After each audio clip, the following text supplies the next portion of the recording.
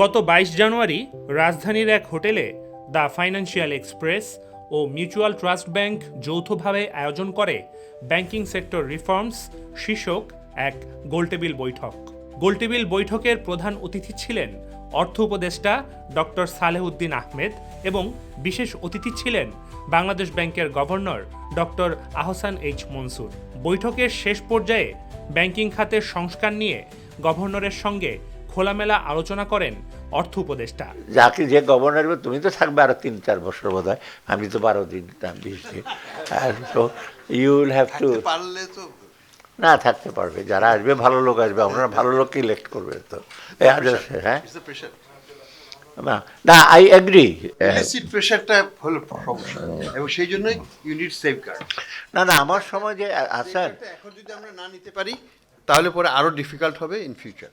And this is the historic opportunity. না তুমি দেখো to get it done. অনেকে বলে যে প্রেশার আসে। I serve with the three different individual prime minister, you know that, তাই না? ম্যাডাম খালেদা জিয়া, তারপর আমাদের যে শেখ হাসিনা, তারপর আসছেন ফখরুদ্দিন সাহেব, কিন্তু ইভেন ওনার সময় তো আমার কোনো প্রবলেম হয়নি। বৈঠকে ব্যাংক কোম্পানি আইন ও বাংলাদেশ ব্যাংকের অটোনমি নিয়ে হয় সরাসরি আলোচনা।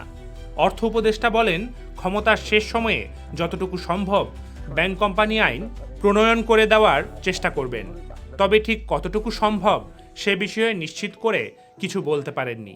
অর্থ উপদেষ্টার এই বক্তব্যের পরিপ্রেক্ষিতে গভর্নর জোর দিয়ে বলেন, দুটোই করতে হবে, কোনোটাই রেখে যাওয়া ঠিক হবে না।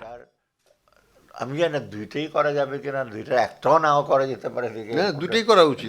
ব্যাংক কোম্পানি অ্যাক্ট এন্ড আমার আর কত কিছু, এই দুটো ভেরি ভাইটাল। এই দুটোকে রেখে যাওয়াটা ঠিক হবে না। আই ট্রাই ব্যাংকিং একটা, কিন্তু তবু আমি বলি যে যদি এর মধ্যে না পারি, বেয়ার উইথ দিস, দেশের গভর্নমেন্ট আসবে, নতুন গভর্নমেন্ট এটা করবে।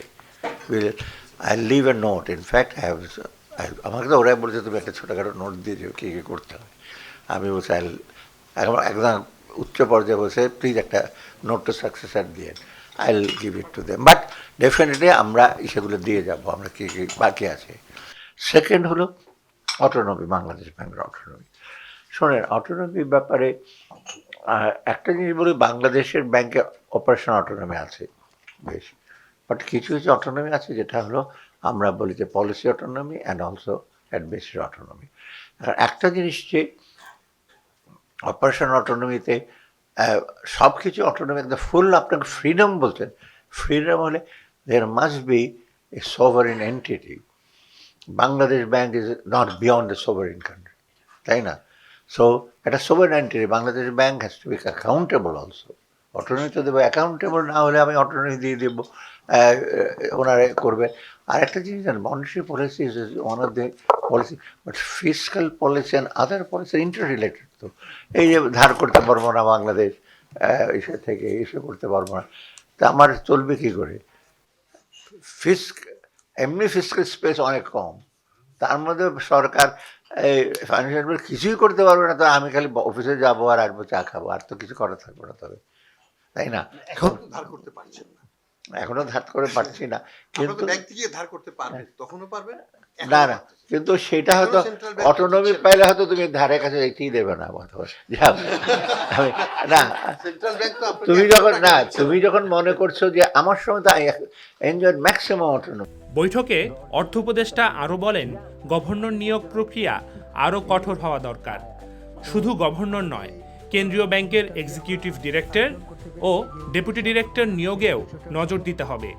এই কথায় আবারও পাল্টা যুক্তি দেন গভর্নর। তিনি বলেন, দেশের বাইরে থেকে ভালো ও দক্ষ মানুষ বাংলাদেশ ব্যাংকে আনতে চান তারা, তবে সম্মানজনক বেতন না হলে কেউই আসতে চান না বলে জানান গভর্নর।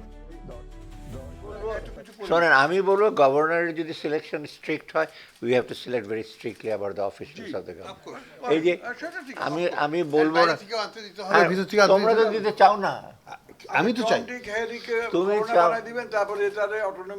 আচ্ছা, যে আমি একদম আমি শেষ, আমরা তো আনতেও পারতেছি না বাইরে থেকে, আমি তো অফারও করেছি কয়েকজনকে, টুরিং এখানে আছে।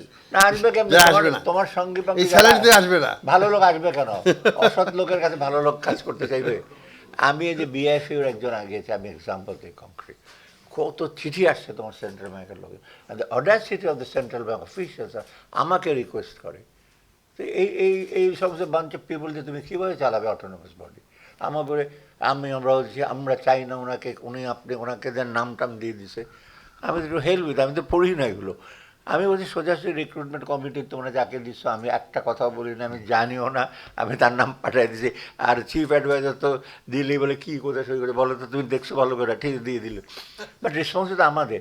কিন্তু এখন যদি তোমার লোকজন বলে কাকে ডেপুটি গভর্নর বানাতে হবে, না, এটা আসে স্টাফ অ্যাসোসিয়েশন থেকে।